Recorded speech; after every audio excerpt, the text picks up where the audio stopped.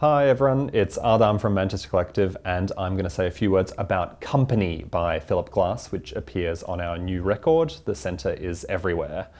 I really love this piece because I think it's full of surprises, and often we have something in our heads when we think of like minimalist music, and this piece certainly isn't that. It's 4 beautiful short vignette movements. It's amazing to play, and I think it's beautiful to listen to.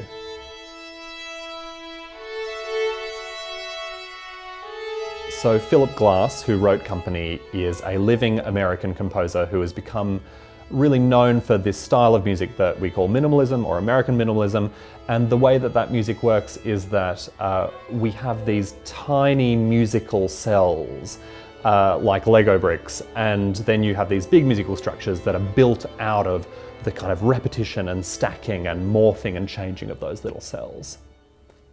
As the piece opens, we hear the ingredients that make up this work laid out, and actually it's quite timeless, which is very unusual for this kind of music. Usually we find that these rhythms and patterns kind of roll on inexorably, but we start in this sort of really free, timeless space. And we hear the themes that are going to come back again and again through the course of the piece. Our music director, Raki, actually worked on a musical project with Philip a couple of years ago, playing his music. And through that process, one thing that she really noticed, and actually in performance when we saw him play, something that we were quite surprised by, is how flexible and free his approach to his own music was. Often I think when we think of this kind of minimalist music, we think of a sort of metronomic, really metric, measured out music, and that's not at all what our experience was of his playing. And I think it's something that we've really tried to absorb into this recording, is this feeling of freedom, even though we have these almost mathematical structures that build up the music.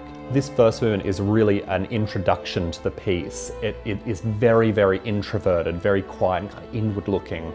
And one very, very classic Philip Glass thing that you can hear happening at the moment is that the inner voices in the string orchestra, the second violins and the violas, the second violins are playing notes constantly in groups of 3.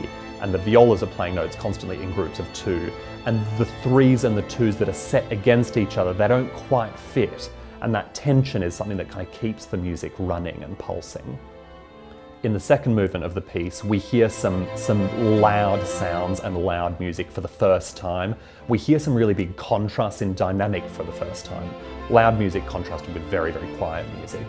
And I remember when we were recording this, it was the first time in the session that day that the players got to really dig into their instruments, get those bows, put some weight into their right arms and get into the string.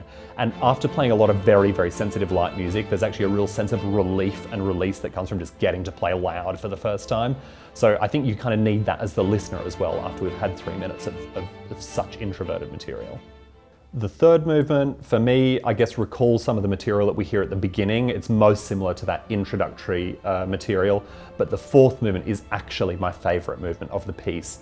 It starts incredibly softly. It's not even music, it's like an aroma or something. You can sort of barely hear these textures, it's microscopic. And it was musical material that worked really well with Brendan and Valgeir, our producers. The way that we recorded this piece was that we mic'd the instruments up extremely closely, and so when you listen to the recording you can hear all of these extra tiny sounds, the kind of hair of the bow on the string and breaths and movement and the rustling of people's clothes. For me it's like, it doesn't even sound like music, it sounds like the memory of music. In a lot of the music that we love and that we perform and that we listen to, we find that structure is really important, and that's quite a human thing. We want to tell stories that make sense. We want to tell musical stories that have a beginning and a middle and an end. You know, we introduce themes or characters, then there's some kind of tension or complication musically, and then things are kind of resolved and we wrap things up nicely. That sort of classic 3-part structure is not something that exists in nature. It's a human invention, right? We have to put things into boxes. And I think one of the incredible things about this musical movement in particular, and Company, this piece, I suppose, is that it doesn't really conform to that human structure. Rather than feeling like it has this sort of perfect arc, often this kind of minimalist music sounds like it's just been going forever. It's totally natural or organic, something like the kind of tides or the kind of solar cycle. And for me, there's something really, really comfortable in that we haven't imposed a structure onto it. It's just something that is there, something that we can really lose ourselves in.